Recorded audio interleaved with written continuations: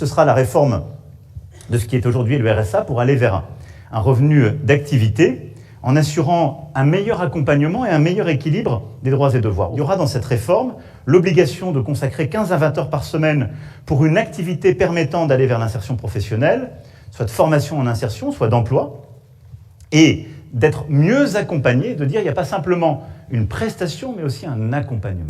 Il n'y aura plus d'étrangers en France qui ne vivent que de la solidarité nationale. J'instaure dans la Constitution, dans un certain nombre de cas, une différence entre les Français et les étrangers, parce que je considère que les Français en France doivent être mieux servis, voilà, servis y compris dans des situations qui sont des situations compliquées, mieux servis que les étrangers qui viennent dans notre pays. Quand un employeur va verser du dividende, eh bien il faut qu'il puisse, du côté de ses travailleurs, soit abonder de l'intéressement de la participation, soit utiliser la prime pouvoir d'achat dont je veux porter le plafond à 6 000 €. La prime pouvoir d'achat qu'on va porter à 6 000 €, elle a une force, c'est qu'elle sera sans charge pour l'employeur et sans fiscalité pour le salarié. Je baisse la TVA de 20 à 5,5. Je considère que l'énergie est un produit de première nécessité et que compte tenu de l'explosion des prix, il faut à tout prix, en urgence, passer la TVA de 20 à 5,5.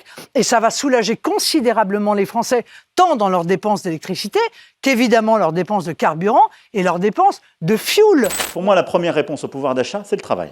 Les chiffres sont là pour dire que le pouvoir d'achat, mesuré par l'INSEE dans ces derniers chiffres, est supérieur durant ce quinquennat aux 10 années qui précédaient. Mais on doit continuer ce travail pour que le travail paye mieux. Comment ? On supprimera des impôts qui restent, la redevance télé en fait partie. C'est 137 € je crois, environ en moyenne par... Là aussi, c'est aveugle, c'est cohérent avec la suppression de la taxe d'habitation, il faut aller au bout. Je vais mettre en place un dispositif qui permet de créer un panier de 100 produits qui seront à TVA 0, c'est-à-dire suppression de la TVA sur un panier de 100 produits de première nécessité. J'enlève la TVA tant que l'inflation est supérieure de 1 point à la croissance. Je crois que c'est absolument fondamental.